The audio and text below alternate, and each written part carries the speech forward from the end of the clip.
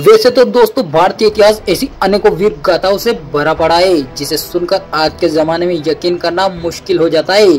Sir कटने के बाद धड़ का लड़ना और शेर को जबड़े से पकड़कर फाड़ डालना, दुश्मन को घोड़े सहित काट डालना, जैसे किस्सा आपने सुने भी होंगे और पढ़े भी होंगे। लेकिन क्या दोस्तों आपने कभी सुना है एक ऐसा योद्धा जो युद्ध के मैदान में ही अपना सर बुलाया था? जी हाँ दोस्तों, तो आज के इस वीडियो में हम आपको बताएंगे, ऐसे अज्ञात वीर की कहानी से रूबरू करवाएंगे। तो दोस्तों उम्मीद है आप इस वीडियो को लाइक जरूर करेंगे। तो चलिए दोस्तों शुरू करते हैं। दरअसल दोस्तों ये कहानी है छापोली ठिकाने के ठाकुर सुजान सिंह शेखावत की।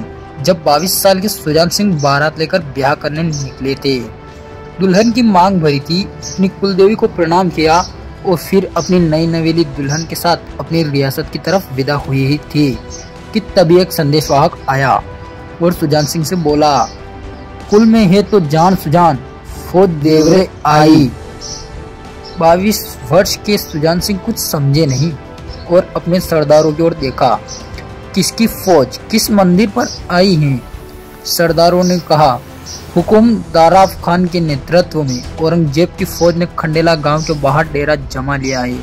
सुबह की आरती से पहले वे नगर के सबसे बड़े मंदिर को तोड़ देंगे, साथ ही 100 गायों को मारने की मुनादी कर चुके हैं। पूरा गांव खाली हो चुका है और ये दूत चाहता है कि आप युद्ध में जाकर लड़े।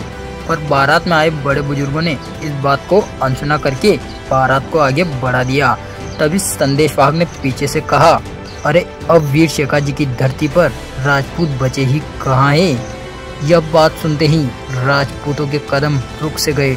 ठाकुर सुजान सिंह ने अपने घोड़े को घुमाया और खंडेला की तरफ कूच कर दिया। उनके पीछे पीछे तमाम राजपूत अपनी तलवारों को निकालकर युद्धभूमि की तरफ निकल पड़े। सभी राजपूत खंडेला गांव के मोहनदेव मंदिर पर जाकर रुके, द्वारकाधीश के आगे अपना सिर झुकाया और सभी 50 राजपूत मंदिर को घेर कर खड़े हो गए। जल्दी ही यह खबर आसपास के गांव में फैल गई और 50 राजपूतों की संख्या 500 में बदल गई। सुजान सिंह ने दूर आकाश में उड़ती धूल देखी तो समझ गए कि मुगलों की सेना आ पहुंची है। सभी राजपूतों ने तलवारें कस ली। मुगल सेनापति हजारों की फौज के साथ मोहनदेव जी के मंदिर के सामने आकर रुक गया। मुगल सेनापति ने ठाकुर सुजान सिंह से कहा, तेरे सामने आलमगीर के सिपा सलाहकार की 30,000 सेना खड़ी है और हम युद्ध की राह पर नहीं है। हम तो केवल बूतों की शिकस्ती पर हैं। यदि तुम हमें इस मंदिर का सिर्फ एक कोना तोड़ने दो तो हम आगे निकल जाएंगे। जिस पर सुजान सिंह ने कहा, कोना तोड़ना तो दूर की बात है, मैं तुम मुगलों को मंदिर को छूने तक नहीं दूंगा। जिसके तुरंत बाद दोनों सेनाएं आपस में भिड़ गई। पूरा मैदान तलवारों, भालों और ललकारों से गूंज उठा। जंग भयानक रूप ले चुकी थी, धरती रक्त से लाल हो चुकी थी। तभी मैदान में हर हर महादेव की करारी आवाज गूंजी। सभी की नजरें वहीं के वहीं थम सी गई, क्योंकि ठाकुर सुजान सिंह ने मुगल सेनापति शहदाब खान का सिर धड़ से अलग कर दिया था। यह दृश्य देख मुगलों की सेना में भगदड़ सी मच गई। इस समय तक सभी 500 राजपूत हजारों शत्रुओं को सुलाकर वीर गति पा चुके थे, पर ठाकुर सुजान सिंह की तलवार अब भी मुगलों पर कहर बरपा रही थी। एक अकेला घुड़सवार और सैकड़ों सैनिकों की फौज। तभी एक मुगल सिपाही ने पीछे से अपनी शमशीर से सुजान सिंह का सिर काट दिया। अब जो भयानक दृश्य दिखा उसकी कल्पना की भी नहीं जा सकती कभी, क्योंकि सर कटने के बाद सुजान सिंह शत्रुओं से लड़ रहे थे। उनकी तलवार की रफ्तार 2 गुनी हो चुकी थी, जिसे देख मुगल सैनिक कांपने लगे और भयभीत होकर भाग गए। दूसरी तरफ डोली में बैठी उनकी नई नवेली दुल्हन ने पति के बिना छापोली ठिकाने में जाने से मना कर दिया। उसने अपनी दासियों से कहा, मुझे भी खंडेला ले चलो जहाँ मेरा पति मुगलों की लाशें बिछा रहा है।